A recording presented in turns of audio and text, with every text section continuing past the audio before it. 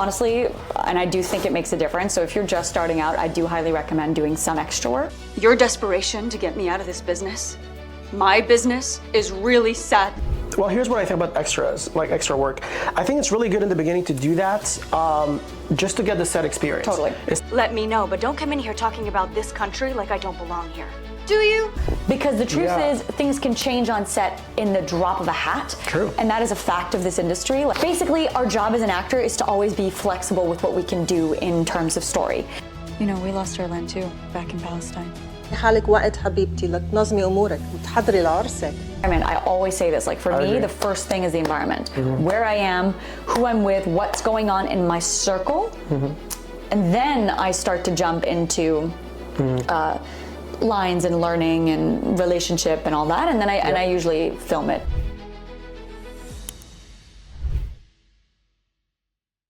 What's up, guys? Welcome back with another episode. We are back again in this Montreal edition of the podcast. And in today's episode, we have the lovely, the magnificent, the so talented, the incredible... Oh, you're too kind. Maxine Denis, everyone. She has been dodging us for a couple of weeks now. I've been Dodging? I've been trying to get a hold of you That's for like harsh. the last few weeks. I mean, busy is busy, but dodging, that seems like on purpose. You know what I'm saying? That wasn't on purpose. No, I'm just kidding. No, We're here in the end. That's what matters. We made it happen. We made it happen. No, thanks for coming. Thanks for gracing us with your presence. So, you've been on a podcast before. This is the first one. No, this isn't the first one. But you got a really fun setup over here, so love that. Yeah, I mean, this is about like as good as it gets. This is about as good as podcast setups get. So you're at the top of the game. No, but I mean, like I went through like some iterations with this, but yeah, it seems pretty decent for now. You know, we'll see like where it goes. But yeah, thanks for coming and for making some time to come here and share with us your experience and all that. So I don't know if you had the time to kind of look into this podcast, but this is called Breakthrough. Yeah. And the reason why it's called Breakthrough is just because we very often associate breakthrough to something really big in our career, like a big swing, like a big role, like a lead and a series reg or whatever. I mean, and it is. And they are, right? I guess totally. Breakthroughs are totally the big things as well. Yes, but I think it's equally as important to also like celebrate the small wins. Like it's also like, if this is your first time acting and you landed your first audition, your first callback, I think it's a breakthrough by itself. You know what I mean? So this is kind of like what inspired me to start the podcast in the first place. I just want to inspire people to take some actions, not only on like on an artistic level, but it could be like, if you're trying to get a job, if you're trying to lose some weight, if you're whatever it is that you're into, by having someone like Maxine here, talking to us and sharing with us her wisdom and all that, and showing you guys that she can make it, then can we all, right? So still making it, right? I think that the concept of made it is a weird one, because that implies that like you're quote unquote done, and I don't think we're ever really done. Hollywood ready. But yeah, I completely agree. I think those little wins are easy to look over and easy to like miss, and I think celebrating them along the way is actually going to lead you to those bigger breakthroughs. Absolutely. Because you're celebrating the little breakthroughs. Absolutely. So I really like that's what you've got going here. Absolutely. And it's also like kind of the premise of the book. I don't know if you've read the book Atomic Habits. Yeah. It's all about like, the small wins and the small little habit changes that you do in your life that extrapolates to something bigger, over time. So yeah, so that's why this is called Breakthrough. So why don't you take us back a little bit to how you got started in acting? What were you doing before? I know you told me that you were raised in Dubai. Were you born in Dubai as well? Yeah, born in Abu Dhabi to be specific. But, but I moved from Abu Dhabi to Dubai at like 3. So. Yeah. So just take us through your debut and what were you doing before? Like what sparked the interest? Honestly, bring us back in time. And it's tough to say what sparked the interest. I kind of think I was born a little. Of a show. I just loved. Yeah, like an artistic wand. Yeah, kind of like, birth. Force the family to like sit down, watch me do some messy, chaotic reenactment of God knows what. So I definitely had the performative streak. I kind of wish we can cut to these reenactments. I've got a bunch of videos, so there is. We'll make sure to include them as B-rolls. There is definitely footage of Send me those B-rolls. of literally like every stage of my life doing some random performance for the family and forcing my family, like my cousins and my sister, to join in, even though none of them like it. That's crazy. You put them through this? Yes, I did. I'm a horrible person. Really, just like should not be around me. And basically, I think I always loved it deep down, and I loved watching shows and watching movies and like reading books, just like any story. Yeah. I would gravitate towards. Like if someone tells me like, oh, I've got a recommendation of a book for you, and it's nonfiction, I'm like, get away from me. Get away from me. Like I don't feel like I need to read real life stuff unless it's like a memoir of a person's story. That stuff I'll read because I'm like, oh, cool. It's a story still. So basically that story aspect has been there from the beginning. And then I decided, well, my mom kind of put me in commercials back in Dubai when I was a kid. So that kind of started me getting comfortable in front of the camera. I had a small role in like a movie with Matt Damon and George Clooney when I was like 9 or something. But that was like, why are you saying this so casually? Because it was like, I didn't even know what I was doing at the time. I thought we were going to, because it was a pool party. The scene was a pool party. And like, I just got to be at a pool party with like the character that plays Matt Damon's son in the movie. Long story short, it was my first exposure to like film and wait, so was Matt Damon in the movie as well? I met him and George Clooney. Did you know who they were at the time? My mom got a photo with them. That's crazy. So you just thought you were with like some regular people? I had no idea who they were. I was like, that's 9. crazy. Like I think 8 or 9, and I didn't care about that stuff. I still barely care about that stuff, to be honest. But anyways, that kind of started it, and so those commercials and stuff sparked the fuse, and then I basically decided I wanted to do this, and then I went to like some summer camps when I was a kid in acting. Okay. And then when I got here, so they have some summer camps that are like intensive, like like you go for like 3-4 weeks as a kid, and you're like in dorms, but like you're in it's like a summer camp, like a retreat. And then it's all like acting and stuff like that. Nice. And then I got to McGill. I decided to study psychology, which has literally nothing. Well, I justify it as the science of acting. Right. That's what I always say. Yeah, it is. Yeah. I kind of did still study acting, just like the backdoor route. The backdoor.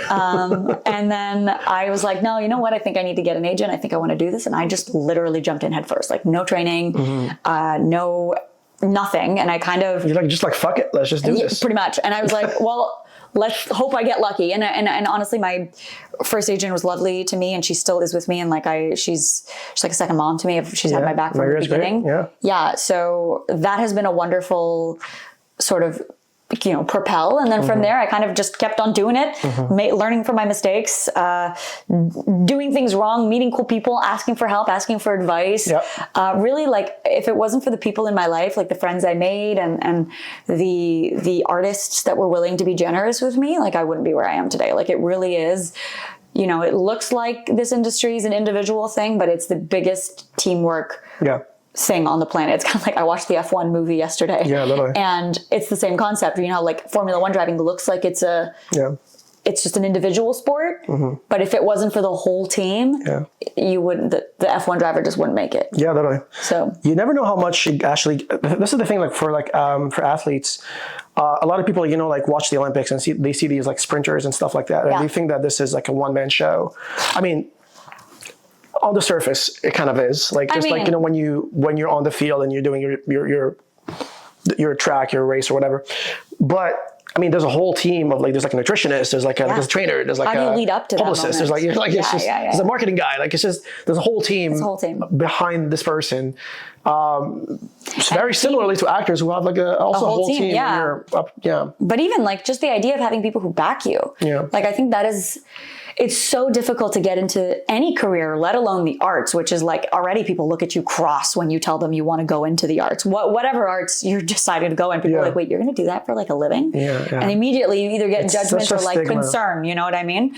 So it's either full on judging you or they're like, good luck. Good luck. So if it wasn't for the people in your life, it'd be really difficult. It really is. There's something about,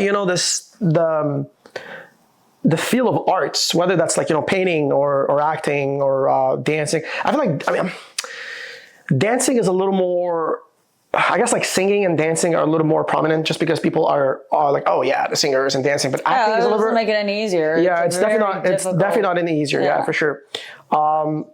So how did you get your first agent? Did you cold apply? Did you submit to like a bunch of people and then the first one who bit or? No, it wasn't the first one who bit. All of them bit, which I was really lucky about. Yeah. But I ended up kind of going in. Some of them were like, show me your material. I was like, I don't have any. Like I have material. Like I was like, I'm fresh here. Like I don't. This is the material. You got it right in front of you. It's me or and like I had some shots, but they were like modeled more. Like I had a bit too much makeup. They were not the right shots for. In hindsight. So how far ago we're talking here? Like how long ago was that? 2018. 2018. Okay, so it hasn't been that long. I thought it was. No. I thought it was like even longer than that. No. Okay. I only got to Canada like 2 years before that or something. Like that's crazy. End of 2015, I got here. Holy shit! Okay. Yeah, I haven't been here that long, and I only reached out to agents in my last year of McGill. Yeah. So I was like in my graduating year. Mm-hmm. And then like in hindsight I don't fully recommend it. Like nowadays I would recommend more so having the proper headshots, at least having like a scene that you've done. It could be a self-tape, like a scene you love, just film it in front of a plain backdrop. I would recommend doing that. I ended up doing it like live in front of a couple of them. Right, so they asked you to audition on the spot. On the spot, like back when. I mean, it's fair. Go to their office in person. Consider you showed up empty-handed, like literally empty-handed. It was like I had the fact that I spoke a few languages and. Yeah, so that must have like carried a lot of the. Yeah, and that I was young and like at that point when you're just like I'm willing to try, and that does lead to a place where people could take advantage of you. So I always say, like, again, in hindsight, I think I would suggest to other people to do it a little bit more, just a little bit more like along the path, not completely, because like at the end of the day, the rigor of like reaching out and being like, I want to do this is a good sign. Yeah. Yeah. But I would also say don't go with nothing nowadays. The competition, I mean, not that the competition wasn't pretty intense back then, but yeah. But then that's pretty much how it happened. And then I chose one, and I chose Maria. Yep. And we kind of just started the steps out. She was like, okay, well, you need to get real headshots for starters, because like these things are. She called you out not even close. Yeah, she was like, this is what we're not doing this. I don't know how things were done in Dubai, but this isn't how it's done here in North America. So I was like, oh yikes, okay. So little me went and got some headshots. I went and like started being a part of some short films. She put me out on some auditions, and from there kind of like slowly got into the union. And nice. So you've gotten all your credits with Maria, like slowly, Actually, the credits were weird for me. They were like within 6 months. Okay. Like you joined the union within the first 6 months? Like, so yeah, like it's like My 6, goodness. like pretty much. What were you on? 3 credits. That's the weird thing. They were like they were kind of cool, but they were pretty quickly. And then I had 2019 was like. Nothing. Yeah, it was so funny because I was like, oh my God, we're on a roll, we're doing this. Oh my God, I'm an actor. Like, do you know what I mean? Like, so in 2018, I got those 3 things. I was on a pilot for Party of 5. Okay. The reboot of Party of 5. Like, Sony did. I saw that actually on there somewhere. On the IMDb on the sheet that you printed. And I did that. So that got me 1 credit. And that wasn't my first one. That was my 3rd one though. My first credit was on a Cirque du Soleil. Produced TV show called Big Top Academy. Did you do acrobatics? Yeah, kind of. Barely. I mean, I had to like walk like a plank thing, but then I had the rope? It was like a thicker plank. It wasn't a rope, but it was supposed to look like a rope in the show. Right, because like they cut off your legs and then they show you the it was made even like more childish than that. It's a kid show. Okay. So it was made like to look a little bit like, but I had a stunt double for that. There was a girl who like did the real part of the stunt. Right. Yeah. But she was actually doing the actual thing and during the so shot. they were actually taking Cirque du Soleil acrobats performers to the show. Wow. So they were like loaning them out to the show. I mean, it was produced by Cirque du Soleil. Anyways, so I got like that cute role. I got to play the younger version of one of the teachers. So it was a flashback to the 90s. So that was cute. And then I got a Subway commercial that I didn't even show in, but it was a credit. Yeah. Like they literally showed like a quarter of my arm. So I was like, why did you? Anyways, whatever. I was like, I'm not questioning that. Did you recognize that was actually in fact your arm? Like, yes, I recognized it, but I know nobody my arms. else in the world would have recognized it. So much so that, when you audition for commercials later, they're like, have you been in any food commercials in the last 2 years? I said no. My arm's been. I literally was like, no. Like, no. If you could prove that, good luck. Because like even my arm was in a leather jacket. Like, good luck. So that, and then I got the Sony thing not long after that. That's crazy. So yeah, that was so good. That was the first little bit. And then 2019, I did some theater. I decided to join some acting classes because I was like, oh, maybe I should. The year is dead. Might as well. Yeah. Not just that. I mean, I didn't know the year is dead when you're in the year. Right. You find out when the year is done that you're like, oh, wow, I really barely did anything. Yeah. But in 2019, when I went, I realized I was like, oh, I'd love to do some theater. Yeah. I was in 2 plays, and I also was like, maybe just getting a little bit of lessons would be a good idea. Yeah. So that's what I did with 2019 and 2020. What happened? Everybody knows what happened. That was like chaos. It almost seems like you actually did this backwards. Like, you got yourself an agent. You showed up empty-handed. Instead of like taking acting classes in the beginning, like a normal person would, you're like, let me do this after. Let me get in the union first. Let me show them how good I am. And then I'll go and take some classes and, do the... I don't know. It was really weird. It was a little bit like a fluke. Like I felt like I was like, wait, what? I'm part of the what? What is this? What are we doing? So we're supposed to inspire people to take some actions, not backward actions. No, well, you know what? Technically, it was action. It was just chaotic action. But yeah, I mean, I definitely highly recommend the acting style, classes. Maxine Denis style. Just love it. Guess so. What a great time to be alive. Yeah. So yeah, that's kind of how it started. And then after that, 2021 was Polarized. So yes, we were actually going to get to Polarized, but before we do that, okay, so let's see. So Party of 5, right? That's one.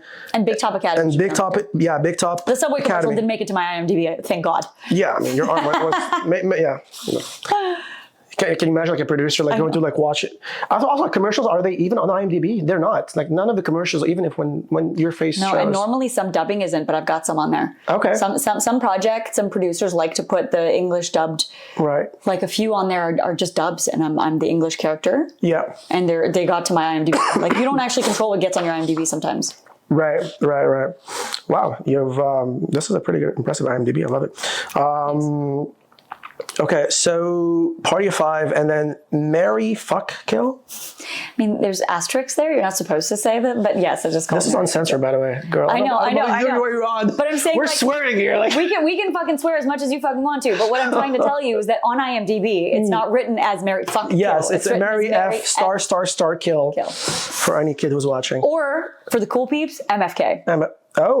MFK. Yeah, damn, okay. That's for the cool peeps. So you gotta be cool enough to join that crew. Yeah, I mean, I'll give you permission. I would have thought that was like some John F. Kennedy shit, like MFK, Marry F. Kennedy or something. F. Kennedy, yeah, Marry F. Kennedy. Yeah, that was a horror film, but that wasn't the one right after. Yes, and then you got on Transplant, which ended like recently, right? Like that was. I was in the last episode. The last episode, literally? Literally. That's crazy. I snuck in right at the end. I was like, woo! Let me make a last There was a running appearance. joke of the people in Montreal who had not been on Transplant. There was a pool. Let's just throw them all in the last episode. I was part of that team for the longest time. Yeah. And then literally snuck in at the last possible second. I think it was the day before they fully picture wrapped of the full show. That's insane. Damn. So it was really funny. Love it. Yeah. Okay, before we talk about Polarized, I want to know when was your first experience on set? Were you nervous? How did you, going into this, when you actually book, especially when you've never been on a professional set before. It's terrifying. Professional set, big cast cameras, plus 100 people crew. Did something happen? Do you remember a moment? Oh, yeah. Perhaps a story? Did you fuck up your lines? Did you mess something up? Did you drop the coffee or something? What? Do you want to maybe bring us back to that moment when you landed your first professional? So Big Top Academy would that. Big Top, yeah. Let's go with that. The funny thing is that honestly, and I do think it makes a difference. So if you're just starting out, I do highly recommend doing some extra work. Yes. I got lucky. I didn't actually sign up for doing extra work, but I was part of the cheer team at McGill, and literally our cheer team at McGill got asked to be part of a movie. Yeah. So the whole team. The entire team? Yeah, the whole cheer team. Wait, you did cheerleading? Yeah, that's a separate caveat of my life. What? I did it. Well, that's the thing. I tried to take advantage of college as much as I could. Yeah. So I did clearly, that. I can see that. And it was great because it was awesome skills. I learned how to be a flyer. It's still on my resume today. I could still likely, if I were to relearn some of the stuff, I could pick it up pretty quickly. Damn, okay. But so I got to be on a professional set there, part of the whole cheer team. So the pressure was kind of off, and I was not a speaking role. It was just we just have to cheer. Just cheerleading, on the McGill soccer field, on the McGill football field. Right. And so we just did that. So I got a feeling for like the big lights, the big cameras, freezing cold because it was like end of November and we were like in cheer outfits. So that was horrible. Yeah, my goodness. Yeah, so that was my first experience on set. But Big Top, I honestly think like... So take us like from the moment you actually went, did you drive to the set? It was in person, the audition. Yeah, so you auditioned in person. That was like before COVID. Yeah. Actually, why don't we go back to the audition? So going to that audition, did you think in a million years that you were gonna get it? You're like, I'm not gonna get this. I'm just gonna audition. 100%. Right, you just went into this. I'm 100%. And that was one of my early stages of like in-person auditions. Like I think I had done 2 other self-tapes and like maybe 1 or 2 other in-person stuff. So it was maybe my 5th audition. Yeah. So I was literally like, oh, I'm still kind of learning. Yeah. And the funny thing is that I had, so I got into that audition room and the camera guy in the room comes out to like say like, who's next? And there's like a small break and he sees me. He's like, wait, why do I feel like I know you? Oh. And I'm like, I don't know, I'm like 19 here. Like, I'm young. So I'm like, I don't know who. My reputation precedes me, I guess. I was like, I've been here for like 2 years, you know what I mean, in the city. Yeah. So I was like, who are you? But like, long story short, as we figured out later, it was Alex, one of my now best friends, but he ended up being like the monitor for like an acting class that I audited. Like I didn't even take the class. Yeah. But like, you know, he has to see, since he's a monitor, he's not just like, he has to like mark off people. He has to check. He has to talk with the auditors because like he's sort of running the behind the scenes of the workshop of the class. And so he remembered me. But he was running camera that day, and then he ended up messaging me afterwards, being like, "I swear, I think I know you from da da da." And then we ended up talking, and like he became honestly one of those friends I was talking to you about, of like help guide and help sort of pick me up and be like, oh, like I recommend this, I suggest this. So he really became like somewhat of a mentor for me. Pretty much after that audition that I booked. So I was like, that was like it was a core moment for me. That's amazing. That's so cool. It was really, really great. It was a really cool moment. And I remember getting the call while I was driving from Maria. And she was like, you got it. And it's in like 2 no days. Callback, nothing? It was just it was like, that one was right. Because it wasn't like a massive role. It was a small principal. So it wasn't like, I think I had like literally 6 lines, like just enough to be a principal, maybe 7 lines. So it was a pretty small role, but it was, I mean, that's still something, right? Like that's still pretty good. At the time, you're just like, I don't even know what I'm doing. So it was like 3 days later, I had my costume fitting. And then 2 days after that, it was like, I was on set. It was pretty quick. It was a quick turnaround. Wow. Okay. So you got to, that was the first time you showed up on set ever, on a professional set, right? Other than like extra work and the movie I did in Dubai. Right. So you knew. No, it wasn't my first time on a professional set, but it was my first time as like an actor. Right. Yes. So you did not know that you were going to get given a trailer, and then there's a circus and there's and that. You had no idea. And I didn't know. Were you lost? I had to lost. And then they were like, you have to take this to the ACTRA office. I'm like, what are we doing? Well, who's ACTRA? Like I knew it was the union, but I was like, what do you mean I can go in person? They're like, yeah, there's an office. There's an option for that? I was like, I thought this was just this like fictional entity, like ACTRA, you know? I was like, what is that? I kept hearing about it. I didn't know this was an actual thing. It was like a thing. So anyways, that's kind of how that happened. Oh man, that's so funny. Again, like in hindsight, I would recommend like knowing a bit more, but I think this is the thing. It's like stumbling into it, I guess. I agree with you. I think, well, here's what I think about extras, like extra work. I think it's really good in the beginning to do that. Just to get the set experience. Totally. It's not gonna get you in the door. You're not gonna get like a bigger chance if you don't think that. If you think like you get an extra and you go on set, and if you think like, oh yeah, they're gonna recognize me next time I audition, they're gonna be like, oh yes, he wasn't. No. If anything, it can actually backfire. I think. I agree. I would say blend in as much as you can. Don't stand out. Just get experience for what it's like on set. Just go. Shut the fuck up. Like do your thing. 100%. Do whatever they want you to do, and just leave. You know, get the pay, get the food. Yeah, exactly. And then the free food. That's always what it's really about. The food, right? But because I've heard stories where I personally never done extra. I just feel like I got too scared of like. I mean, there was like these like stories like floating around in Vancouver that if you. I mean, again, there's like mixed reviews about this, but if you go on set as an extra and they happen to see you as an extra, next time you try to audition, you're gonna get labeled.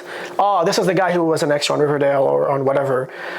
They almost can't see you as an actor now because it's just like they've seen you as an actor for so many times. So it's not your. I mean, you know what I mean? Nothing's that. I think black doing and it white. once is fine, twice perhaps, but yeah, but even like I don't think it's that black and white. Like I agree with you. I'm someone who, you know, even working in the behind the scenes, like you know, whether it's like as a PA or all that stuff, like unless you plan to also explore doing behind the scenes, camera stuff, that's different. Go for it and do it. Agree. But like I know some people who've done stand-in work and background work and have still gotten roles. It just depends on what you're. It's nothing is black and white. Yeah. So but I agree with you that there is a bit of that like undertone of like, well, if they're background, then they're not foreground. Yes, So exactly. like you said, maybe doing a couple just to get on set and get the experience and what it's like, you know, with AD. Yeah, just so you know what's going on whenever you actually do get on set for the actual thing. Like, you know, who's the AD, who's the... Exactly, the like guy. the concept of the hierarchy or whatever. Yeah, no, absolutely. Yeah. Okay, so let's talk about Polarized, which is really what really propelled your career. Like, you know, Maxine is who she is now because of that. I think so. Polarized. Amazing movie. Yeah. So talk to us about, because I remember this project when you auditioned for it. I auditioned for this. I got a callback and I was shortlisted for this, but that would have been crazy. Because we didn't meet we could have until met. like now. We would have met like we met what last year, Max, like Big Max last year. Yes, December. Oh, it's not even last year really. It's like a few months ago. 6 months ago. 6 months ago. But I remember like seeing this project and I read it. I was like, oh, this is great. Yeah. Because I don't see a lot of like projects that talks about like, you know, the Middle East and. But also just like modernized versions of them. Yes. You know, it's not like living in tents and Bedouin style. It's like just people who have immigrated to North America that are trying to make a living. So I really like that. I really like that it was like just, you know. Absolutely. Just for those who haven't watched the film, do you want to just like give them like a quick like summary of like what Polarized is about? Like what's the story of Polarized? Totally. It's a lovely film. It's basically a LGBTQ plus love story where there's like two women from quote unquote different sides of the tracks. Yeah. There's like the, you know, upper class Middle Eastern family that they own a business and it's this like modernized business and they're coming in from Palestine. It's like there's a lot going on and that's their story. And then the other side, it's like the lower income Christian, you know, farmers from rural America as a whole, and it's about these two women sort of colliding and, you know, bumping into each other head first, literally, in terms of like culture and in terms of like values and clash and all that, and how they discover to like accept each other and like so literally love each other. It's really an interesting story, and it's one that's like it's told quite often because a story like a beautiful story of love is something that like we see a lot, but it's got very different elements to it that I really, really love. It was an amazing project to be a part of. I really loved it. Yeah, no, honestly, what a blessing, right? So talk us about the audition process that led to this. And I'm guessing like you must have been really excited, like reading the breakdown. I was like, yo, this is great. Like I gotta land this. I actually didn't think I would get it. Really? Okay. Like negative. Yeah. The character to start with was much older than I was. Okay. So this was in 2021? I think so, yeah. Somewhere around, was it 2020, 2010? I can't remember. I know it was like a few years back, and it took like a couple years for them to actually release it. For the movie to come out, yeah, but we filmed right away. Right. So, like when you auditioned, like right away you guys filmed? Not right away. There was still a couple months, but it was the same year. Gotcha. Okay. Yeah. So they actually started with the Middle Eastern family earlier. Yep. Because they were worried to find like a group of people that somewhat looked like each other, could speak Arabic and English. Yes. Right? Because we needed to be able to speak both, and we had to have like, it was just like a lot more factors than the Canadian family, which is a lot easier to find in Canada. True. So they started auditioning around June, I want to say. So getting the breakdown, obviously I was like, wow, this is awesome. Like she seems like such a badass, powerful woman. She actually reminded me of my mom based on just like the piece of paper reading. And yeah, I was like, this is really great. But I was like, oh my God, she's like significantly older than I was, like in character. Like she was late 20s, early 30s. And I was not that. I was like early 20s. So I was like, oh my gosh, whatever, I'll just do it. I remember even I even called my agent. I was like, she's a little older than me.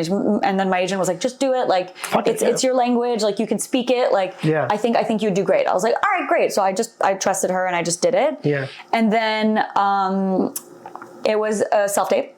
My friend Alex called back to the friend that I met in that Big Top Academy audition. Wait, for which role? Did he get a call back? No, what I'm saying is he helps me. Oh, he helped me with it later. Got it. Okay. So like we worked on it together. Like he helped me film the audition, and he was like, we were exploring it together. Like we played with that scene. I mean, it was mid-COVID at the time. It was early 2021. So there was nothing really going on. So like we spent like an hour or two on it for fun. But it was 3 massive scenes. Like no joke. Yeah, because I think the total was 12 minutes of the audition was 12 minutes. Wow. So I had 3 scenes, like 4 pages, nonstop dialogue.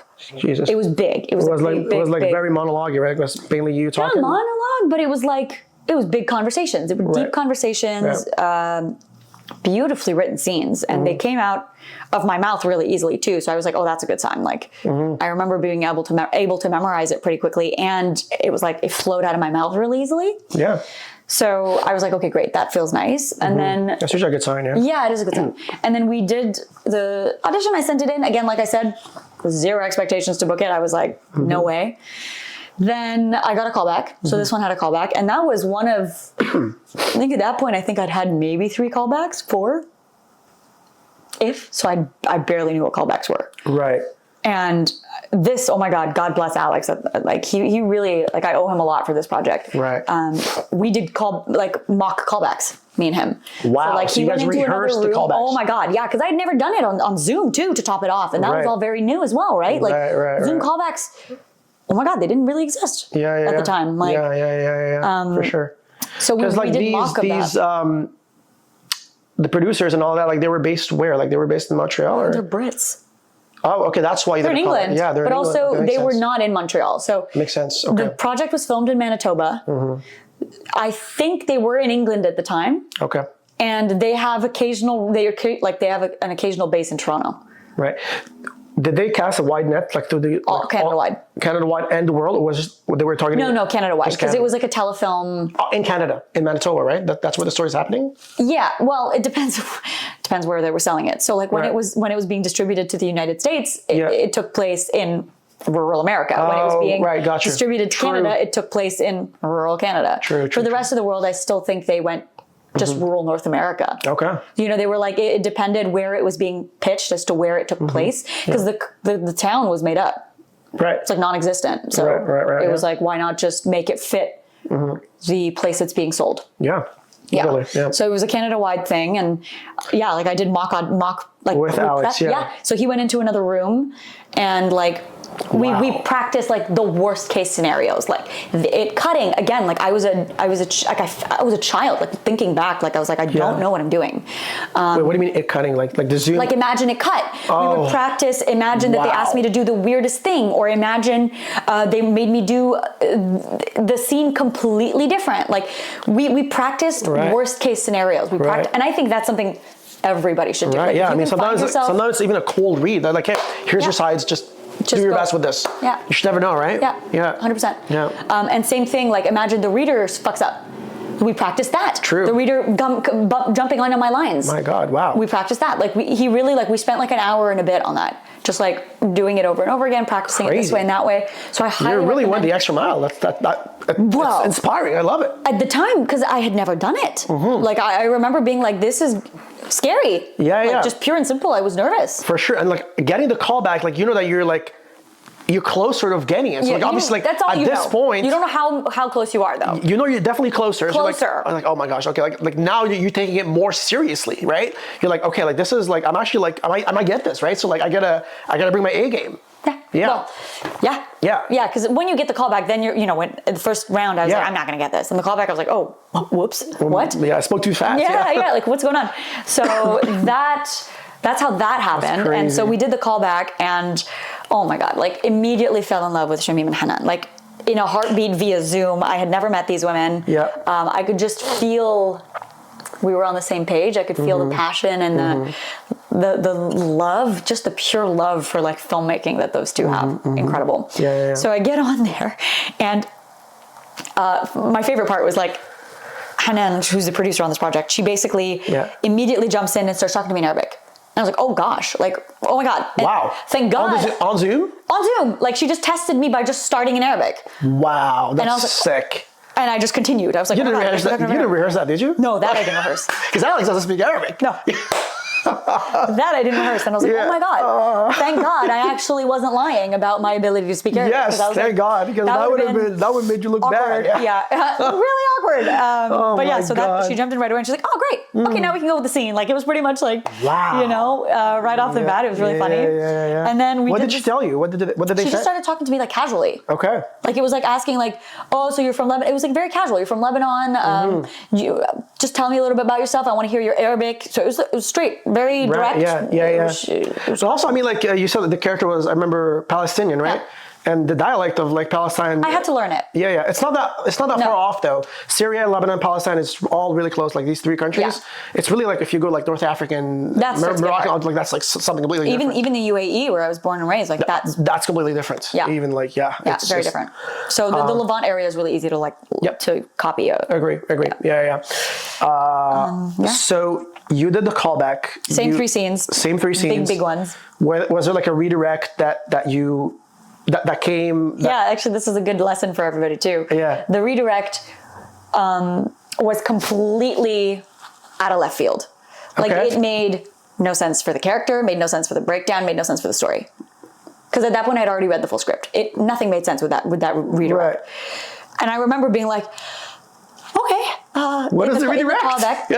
It was just basically do the exact opposite of like the way it's written. Like I remember it was like, oh my God, it was a while ago. So I think it was something, I don't remember exactly what the redirect was, but I remember it was very, very opposing to everything. I remember it was like, and even Shamim in it was like, I know it doesn't fully make sense, but let's try to see what you can do. Yeah. Like she literally said that live. Let's play, yeah. Like, so, and I do it. My best, whatever the complete opposite of what you rehearsed. It doesn't make sense, but we'll give it a shot, I guess. Yeah. And so that is something that I really want to like share in terms of those like mini breakthroughs that like I am very proud of, because when we got to set and I officially met Shamim and we just got to talking and she was like, you know, I did that redirect knowing it made no sense. I just wanted to see how you went with it and how you adapted and how you took on a crazy redirect and what you did with it. Were you someone who was going to be like, wait, that doesn't make any sense? Or were you someone who's going to be like, no, let's try it? She was really like seeing your reaction to that. Pretty much. And my ability to just like flip the scene on its head and to make it completely different than what I rehearsed. Because the truth is things can change on set in the drop of a hat. True. And that is a fact of this industry. Like, and I've had it happen before. Exactly. They gave me sides and I arrived on set, they're like, whatever you memorized, scrap that. You have 10 minutes. These are the new sides. I'm like, are you fucking kidding me? Like, that's kind of what happened on set for Polarized. The last scene was completely rewritten on the day. Like the last scene of the entire movie was completely rewritten on the day. So you were like memorizing it on the fly? Pretty much. Wow. For that, not all scenes, but that one and a couple of other little changes. But so she told me that in post, like after I'd already gotten the role, I was already in Manitoba, like we were doing this thing. And I think that's something I really think is important to like reiterate, that just because basically our job as an actor is to always be flexible with what we can do in terms of story. So it was like this ability, if someone in a callback or even in any audition, even if it's the first audition, asks you to do the second take completely different, don't fight it. They likely know it doesn't make sense. It's about your ability to be malleable and be part of a team and able to just like try and play and do new things. Wow. So I've never had this happen. Guys, I mean, listen, this is great. Even though you knew it didn't make sense, you know, you didn't go on the defensive, like, I'm not sure this is like right for the character. Like you went with it. I just flipped it. I literally did, like, just you went with it. Like, okay. I did opposite. Wow. Pretty much. Yeah. And then what was her feedback to afterwards? That? Yeah. She literally was like, oh, that was okay, great, awesome, good. And then we did a third take just for fun, and then that was it. And like I think like a week or so later. Did you have a chem read with Holly? With Holly, no, I didn't have a chem read. We did. I did a director's call. I did a call with me and Shamim, like questions and stuff, and break down the character. And I think by that point she got a feel for me and then didn't think a chem read was not, I don't know, it didn't reach the chem read point. There was talks about it in August. There was talks about potentially doing a chem read, but then we ended up being shipped out to Manitoba like end of August, early September. So, and we had a week pre-prod, which was really nice. So me and Holly and Shamim and Hanan were there early, so we got to do camera tests. Pre-production, me and Holly got to meet, get to know each other. We went out for sushi. Like, it was really, really great, and it felt like we were building this little family. And so that helped. We didn't even need a chem read at that point because we just got along, and it was. I mean, the sushi, I guess, was the chem read. Sushi was what always. Sushi brings everybody together. It really does. Like, you can't like even if the sushi, I guess. Is there such a thing as bad sushi? I mean, maybe there is. Yeah. Maybe there is, but 100%. There's bad raw fish for sure. I mean, I think it's one of the easiest things that can be done bad. Yes. I don't usually I've not had like a lot of experiences with bad sushi, but you're right. Whenever you go for sushi, usually it's good. Never, you know what I'm saying? Like, I really hope you never have experience with bad sushi. I'm not trying to jinx myself, but yeah, like as someone like I know someone who just got food poisoning, and yikes. Oh my goodness. Not cute. Yeah, it's not a cute experience. You know, it's funny. Like, speaking about sushi. In Montreal, like, all you can eat sushi is like a thing here. Yeah. You know, there's like no one goes when you say like let's go for sushi. It's like by definition, by default, we're going to all you can eat sushi. Yeah. I'm not sure like how it is in Toronto. In Vancouver, there's no such thing as all you can eat sushi. It's just like regular shops. When we go for sushi, we go like, and you pay for each piece. Each piece, yeah. But in Montreal, it's like all you can eat. It's crazy how it works, you know? I find this funny because like whenever my friend tells me like, hey, let's go for sushi, I'm like, all you can eat? Or but see, like those ones, like when I was younger, I would go to a lot of the all you can eats, but now I feel the quality difference.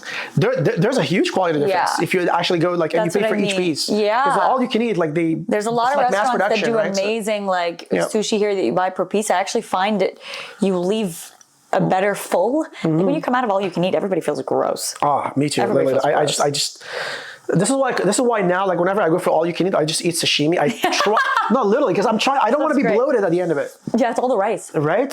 Yeah. I feel like sashimi, I can just like eat as much as possible, and I'll be fine. Yeah.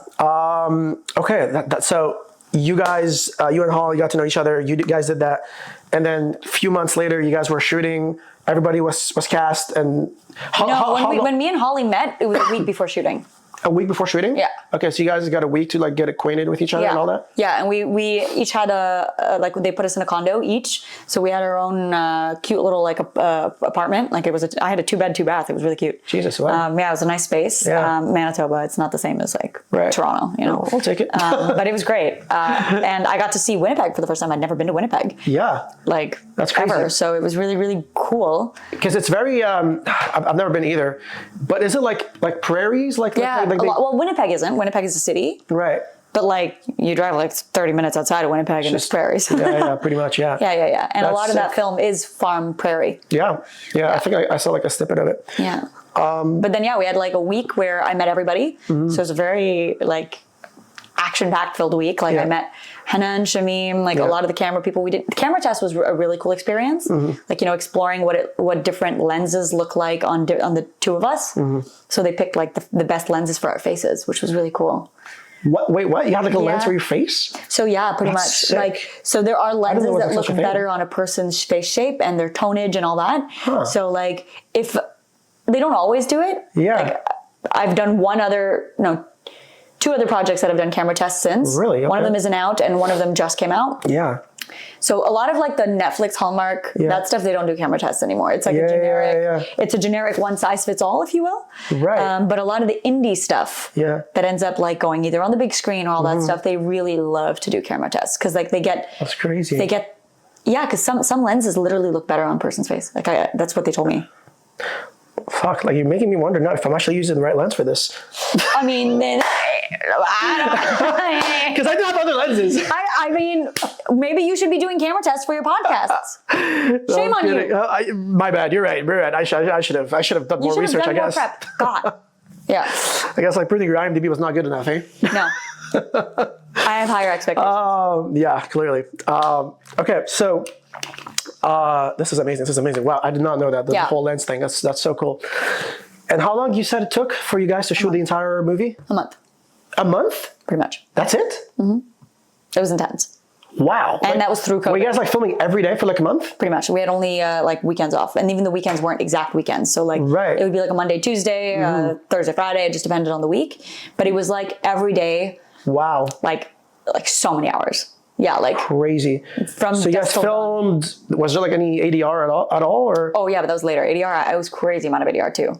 Okay. Because we had some issues with the car scenes.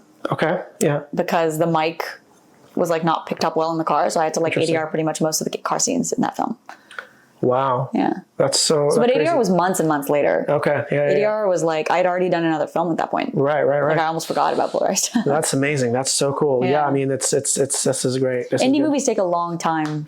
Like Polarized, I think took 3 years. No, 2.5. Yeah. It did take a long time too, because I remember like seeing the breakdown. And I read for it. You know, I made it pretty far in the audition process. I think like I was already committed to like another project at the time, so I couldn't commit to this one. Also, I did not realize how big was this. I guess it was like my fault. Had I known like how big was this project, I probably could have like prioritized this. But oh yeah, I don't know. Like I also didn't know. Really. Did you know it was going to be like that big? Like you thought it was just like going to go to cinemas. I didn't know it was going to do the festival circuit the way it did. It went to a lot of festivals. I went to a lot. You thought it was going to be on YouTube or something? Yeah, we were on CTV for interviews. Wow. I didn't think it was going to be on YouTube. Right. But yeah, we did interviews for CTV, The Social. Crazy. Like a live interview. That was crazy. That was fun. Wow. And yeah, it was like part of a few festivals and I got to travel for it. Yeah. There was one in England, there was in the US, there was one in New York, one in LA, there was in Toronto, there was a lot more that I couldn't even go to. That's crazy. Yeah. Wow. Yeah. It was. You were like really living the dream, right? It was really cool. Yeah. And to think that was like my first lead. Like, yes. Yeah, it was a really good experience. Way to go. I really, really loved it. And I've had really cool projects since then too, but there was something about this one. Yeah. I mean, I literally tattooed something about it on my body. So like. Did you? Yeah. It's on my thigh. What did you tattoo? It's like a design. I designed it and it's, I don't know how to explain it. It's not something that's like very common. Okay. So you know how there's like Arabic calligraphy?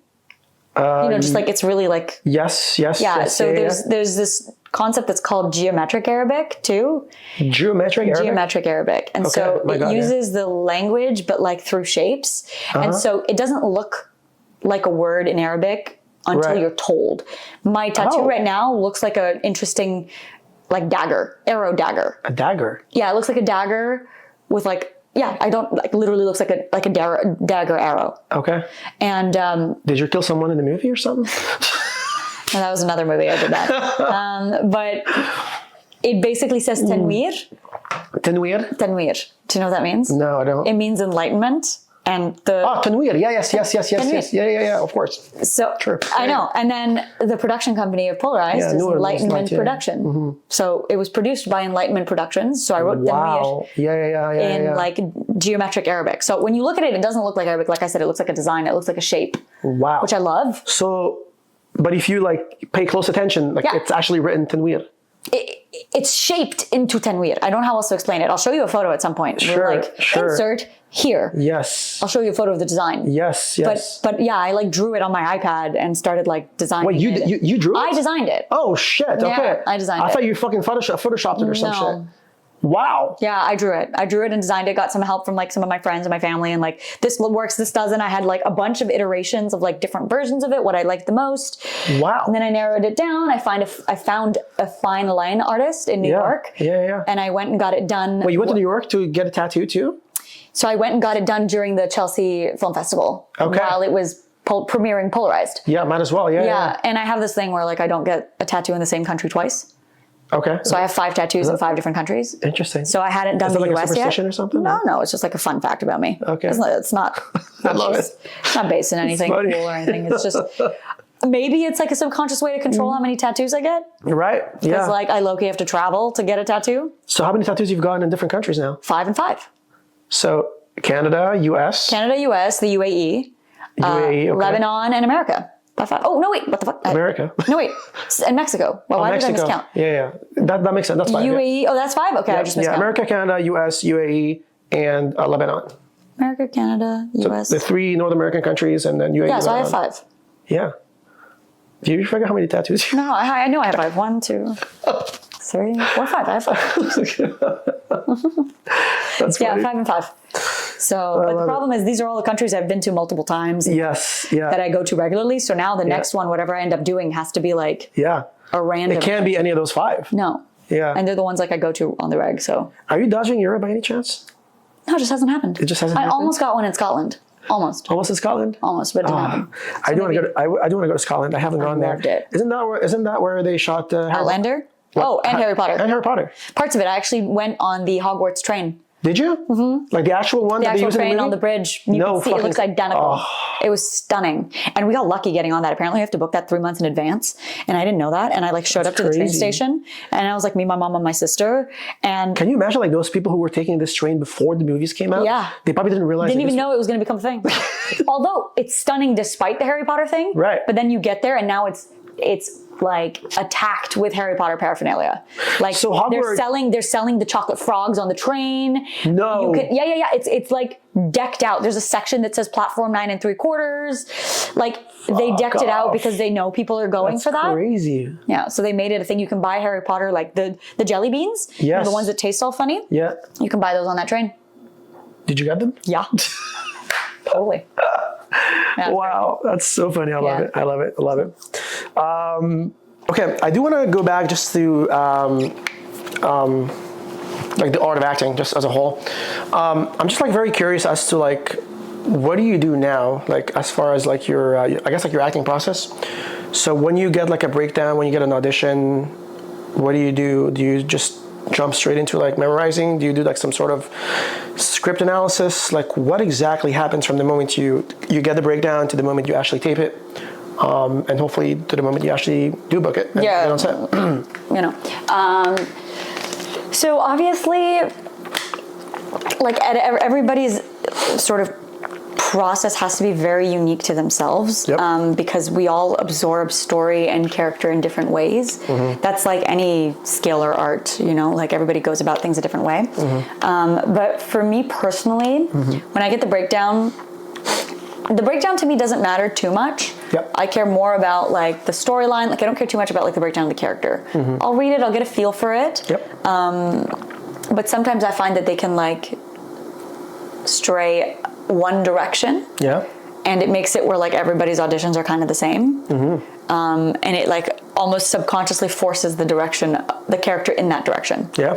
So yeah, those I usually skim over. Mm-hmm. And then I mean, truth be told, then I start reading the script not caring about the character. Mm-hmm. So I'll like read the whole story. Mm-hmm. Oh my God, the amount of times I've like, because I also coach occasionally and I like help people with self-tapes and stuff. Yeah. And the amount of times, you know, people come to me with a scene and they're starting and I'm like, oh, where's this taking place?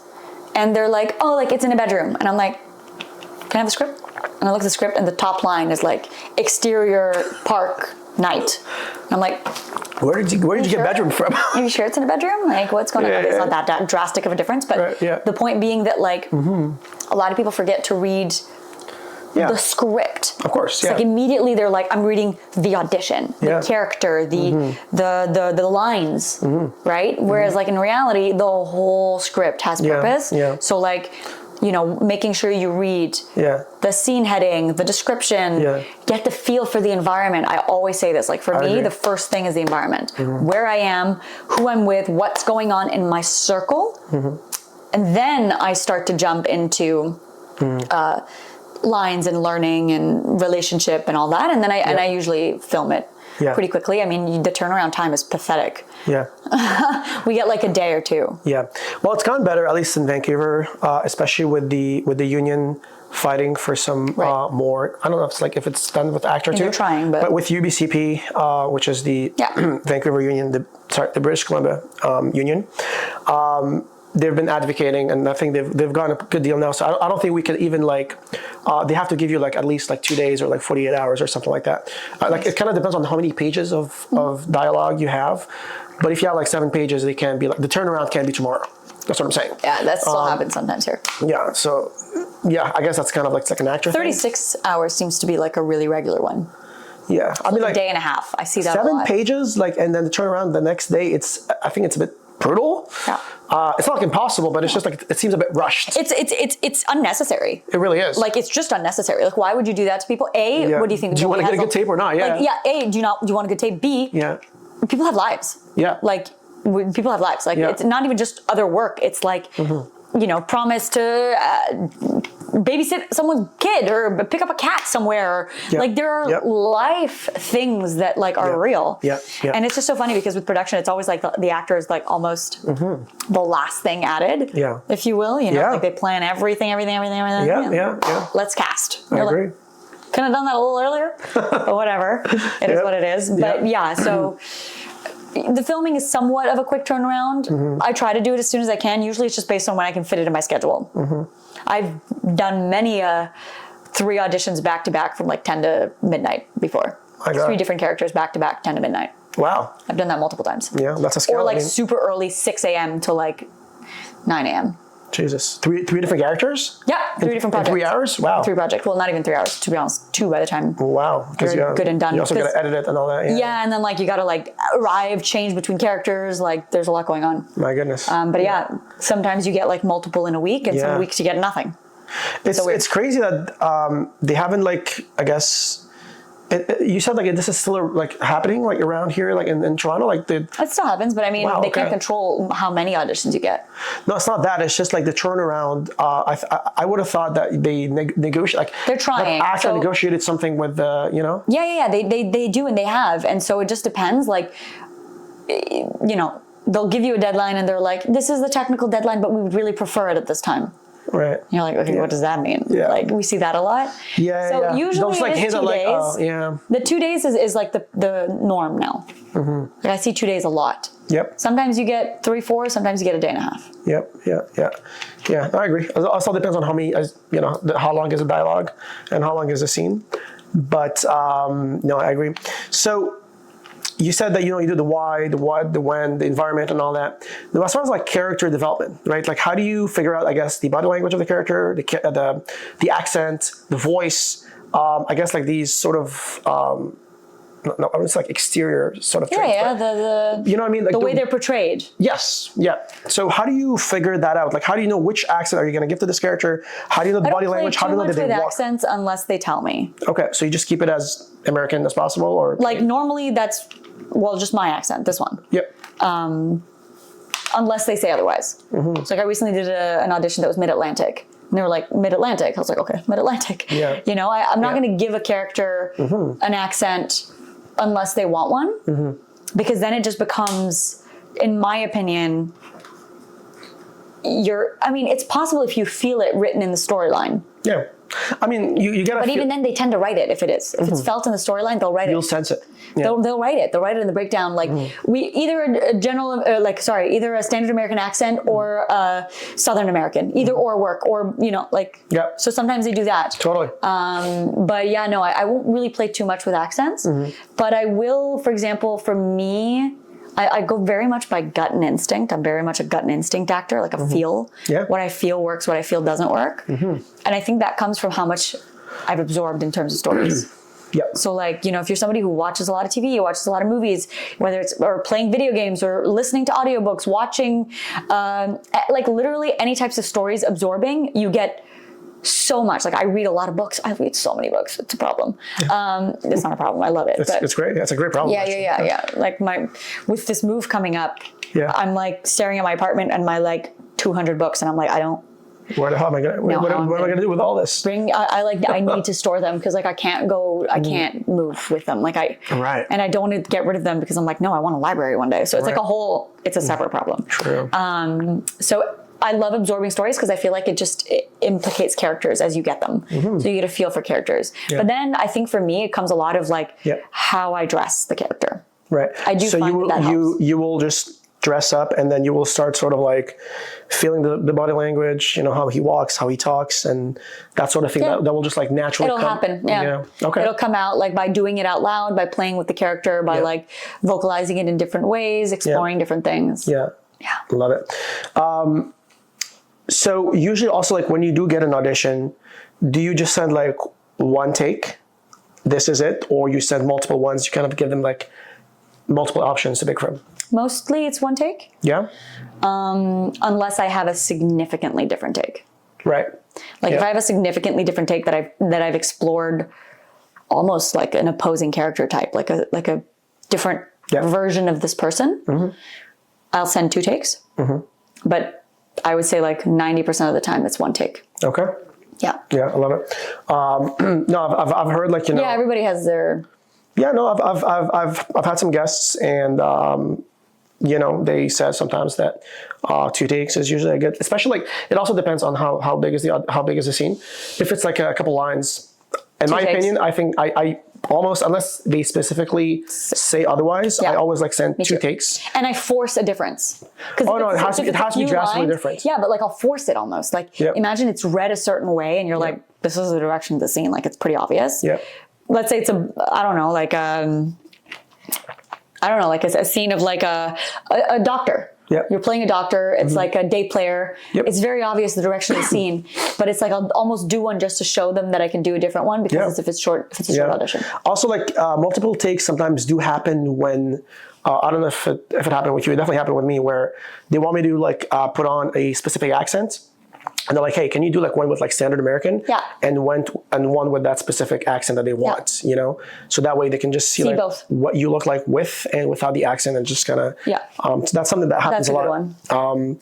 But yeah, I noticed like, just like, you know, with like, I guess you can, but also depend on the casting directors. Like, cause like there are some casting directors in Vancouver that don't like multiple takes. They just want to like, because also it's longer to look at. I mean, for sure. And like, you don't know, like it's hard to know what every person wants. Like it's like if you start thinking about all the details of like preferences, you're going to be blue in the face of like, this casting director prefers this, but, you know. Yeah. Also like, I mean, sometimes like your agent will tell you like, hey, you know, I sent your tape and this specific casting director doesn't want you to send more than 1 take. Just, you know, just something to know for next time moving forward. Usually we'll give you feedback, but unless if you hear nothing, I guess. Yeah, I mean, the amount of feedback you get in this industry is like sometimes pathetically limited. It's unfortunate. You get no It's feedback. just like there's nothing more sometimes in that an actor wants than feedback on their audition. Because sometimes you don't know what's wrong. You know, sometimes you get rejected. I mean, most of the time you do get rejected. Like, you know, unless you're a Hollywood person, whatever.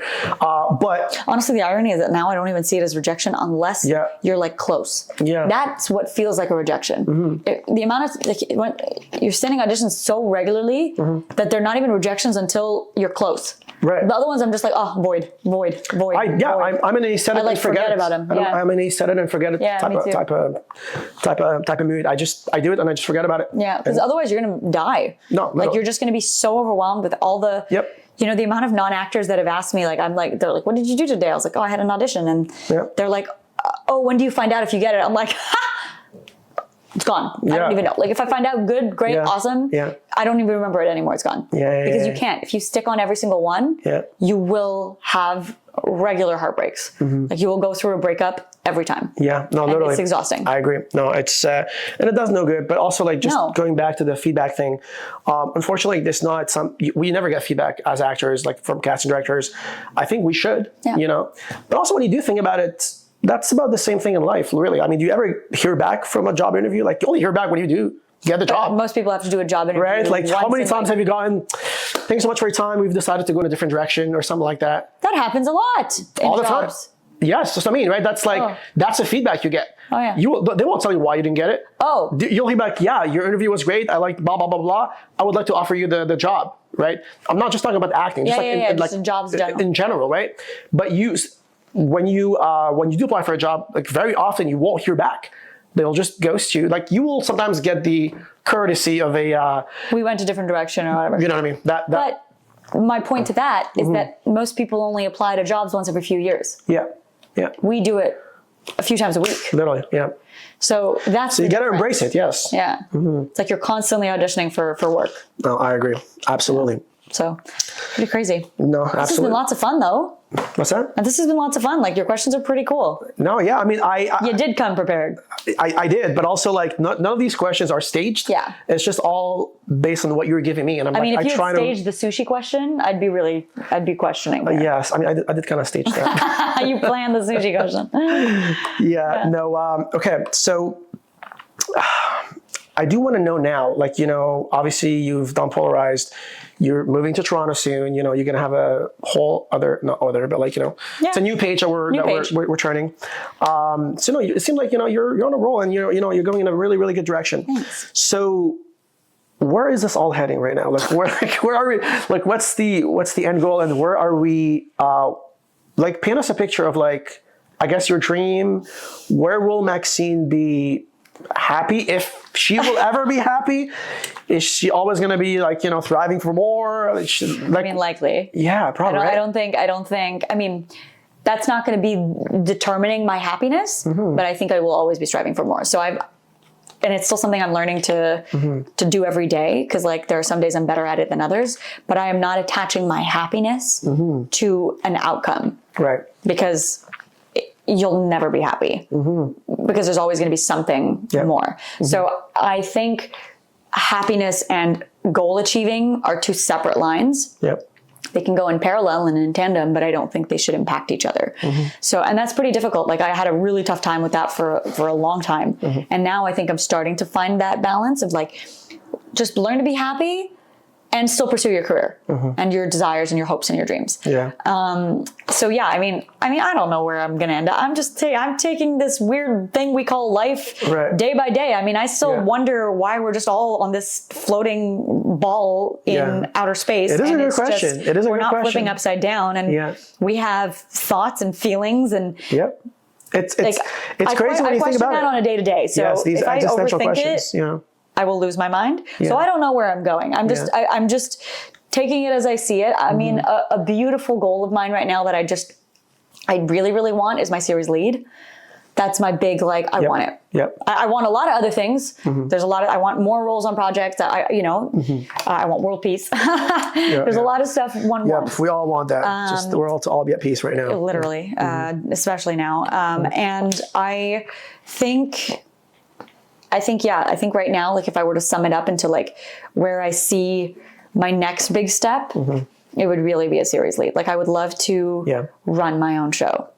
Like, be the face of a show. Like, that's the Maxine show. It's like, no. I don't want it to be about Maxine for real. I hate that. You know how hard it is for me to do a slate? Yeah. God, no.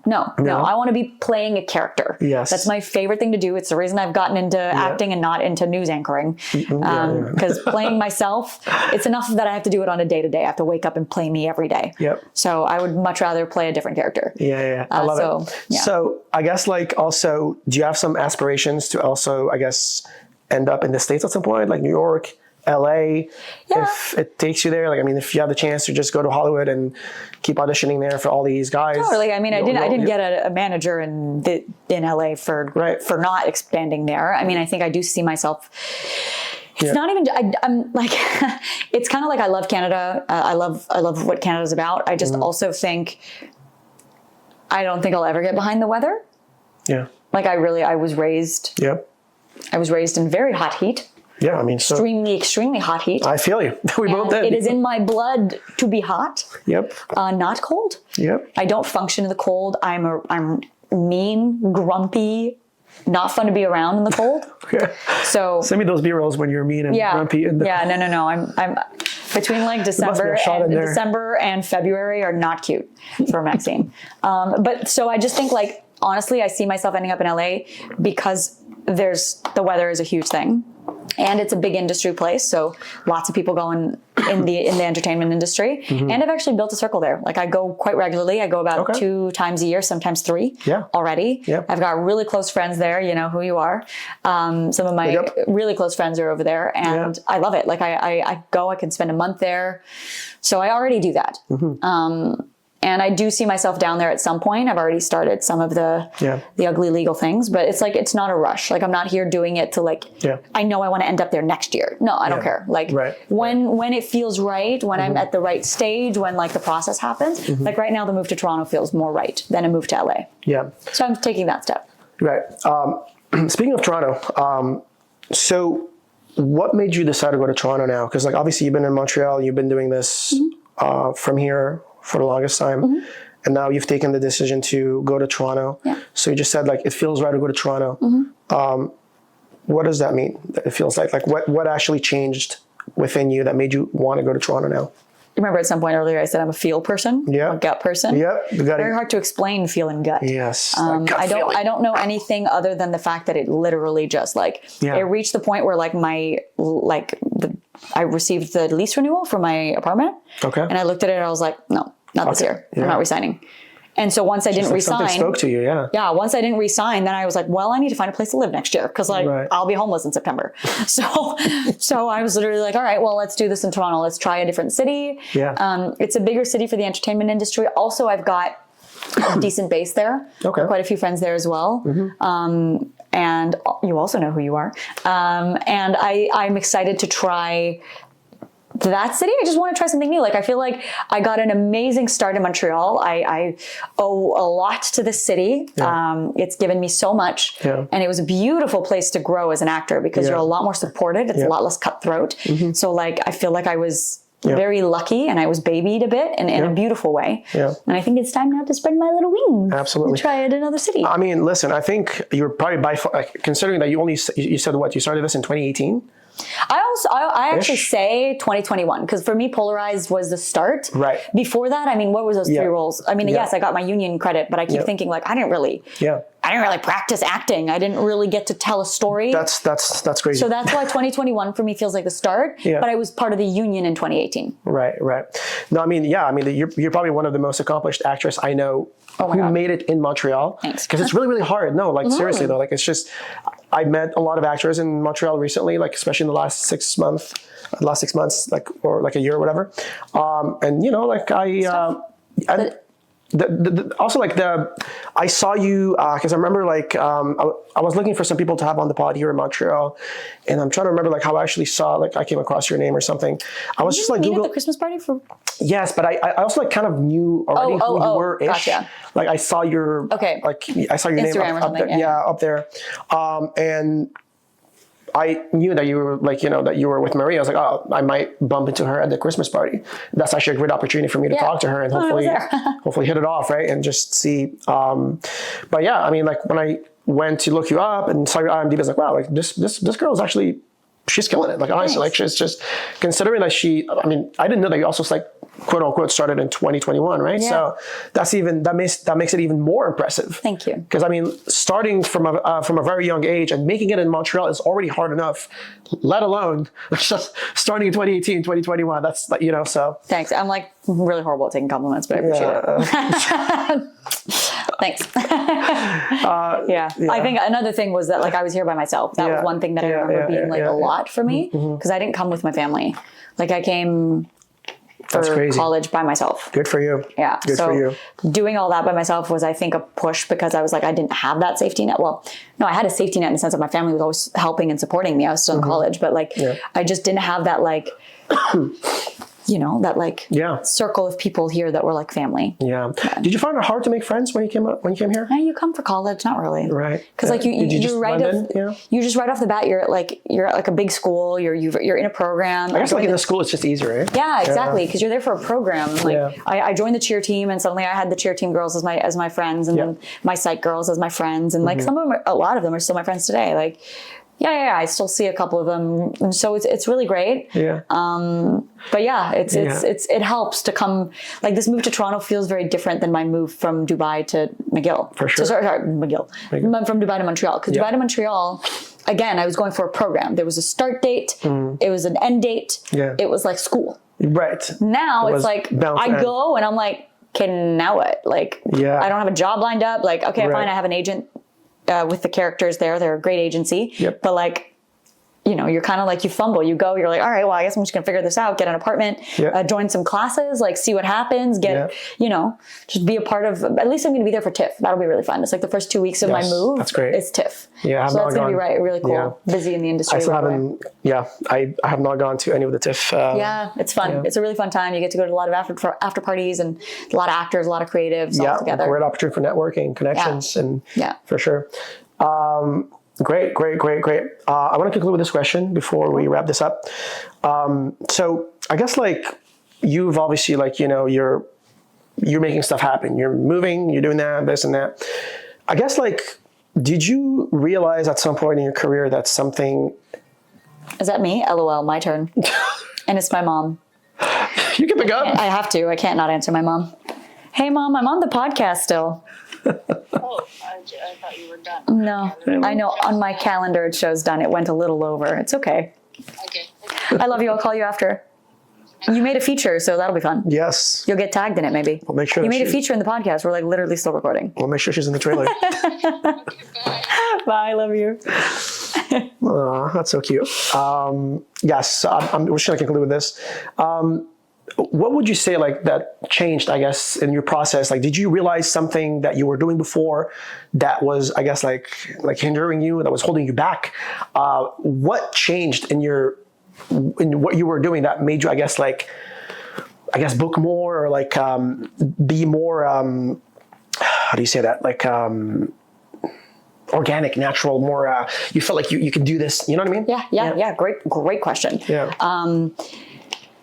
There's two sides of it, I think. There's the tech side, like the awareness of camera side, and then there's the storyteller side. Right. So I think both of them need to be at a stage where like they're sort of comfortable. And I think half of it comes with, so the tech side definitely requires practice. Let's say with auditions, being comfortable in your frame, not overshooting your frame, knowing your space and your both your limits and your freedoms. I think that actually, once you've perfected that, you're able to be a lot more free, because then you're telling the story within your boundaries, but so free because you know your boundaries. It's almost like, you know, that concept that I was telling you about, you know, you move to a new city, but you don't have any parameters. You're a lot more lost. But it's like when you go for a specific reason, you're within a boundary. And so you can be a lot more free within your boundaries. Yeah. So I think that's a huge one, both on set and in auditions, because the second you've confirmed, that's why a lot of the times when I, like me and my, you know, we co-coach audition workshops a lot together. Okay. And a lot of the times we actually focus on the tech, because the story part can come in when you're feeling comfortable in your space. 99% of the time you see the actors go up on whatever to do an audition, and they're so like, I don't know where to stand. I don't know where to look. I don't know what to do. And then suddenly their storytelling just goes because they can't be a comfortable actor or a comfortable story. I prefer saying storyteller. Actor suddenly implies you got to like act like something. So I really like storyteller. So I find you can be a more comfortable, freed up storyteller when you know your space. So I think that's really what like was a big transition for me. Once I got so comfortable, because I did enough auditions, that did enough work, that I was like, oh, I get it. It was like I clicked, like I understood. I so rarely go off frame now. Like it's not a thing that happens anymore, because I know my frame. I can tell the whole story within my frame. I will frame according to the story. I will put props and stuff according to the story in the auditions, so that I see everything. Everything shows. No beats are missed. No moments are missed. And I think that really just allows so much more freedom as a storyteller. You can just like commit and just have fun and be free and just tell this story and do this crazy thing that we do. Absolutely. I think I couldn't agree more. I mean, the amount of times I've seen actors just not really having like space awareness, like why am I even standing here? Why am I sitting? I mean, you gotta like, you gotta justify everything you do. Like if you're sitting, it's gotta be with purpose. If you're standing, it's gotta be with purpose. If you leave frame, it's gotta be with purpose. Why are you leaving? Just because you're done doesn't mean that you have to leave. Yeah. You know what I'm saying? So like, so it's just like, it's gotta, you wanna give purpose to everything.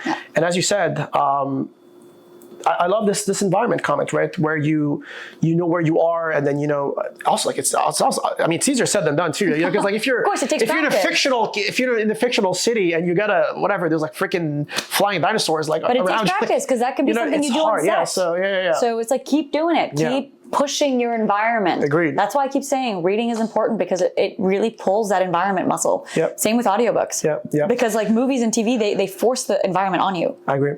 And I think it's actually one of the biggest, one of my friend, Mars Gavrelis, if you're watching, shut up. But he's also like a really, really talented actor. Like he's in Hollywood, he's making stuff happen. Nice. He's really good. And every once in a while, we jump on a Zoom call because he lives abroad. So like I don't always get to see him. But he did tell me, like, because I asked him like at some point, like the same question I asked you, like, what changed? What made you like realize that, you could book more and you can do that, this and that.